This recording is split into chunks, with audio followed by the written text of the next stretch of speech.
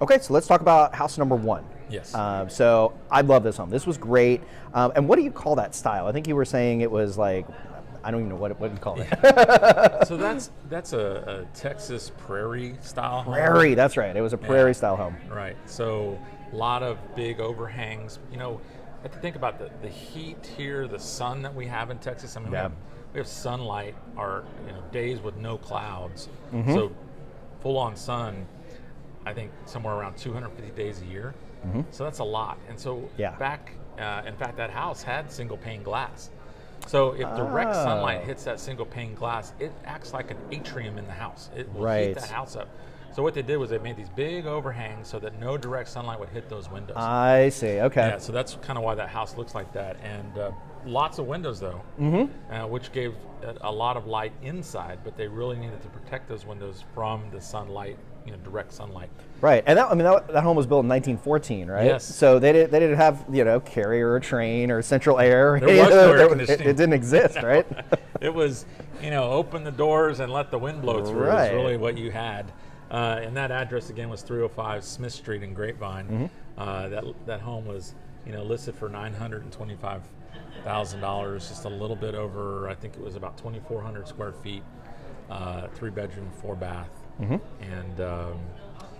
it was really neat to see a home that's been around for 107 years? 108 years now. So to see it still standing and in a great neighborhood, in a great town, and there's several homes like that.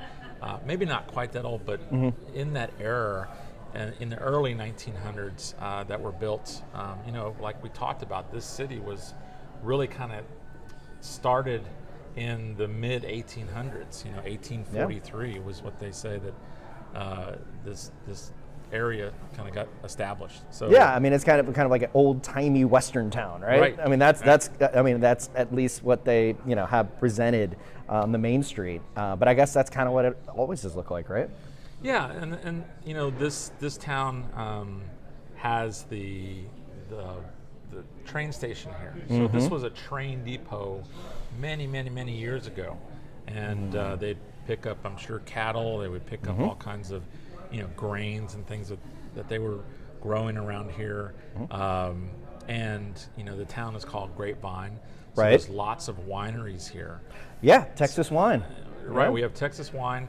Now they do grow around here. There's a few places that they grow, but a lot of times they'll get grapes from other vineyards around the area, even into the central part of Texas. They'll have them brought up here, and then they'll make the wine. And we have a festival here called Grapefest, which is all about Texas wines, and they do, and it's kind of a carnival event. They shut down Main Street here, and they have these tastings, and it's a really neat weekend that they have here. It's in the fall typically. Nice. Around harvest time. Right.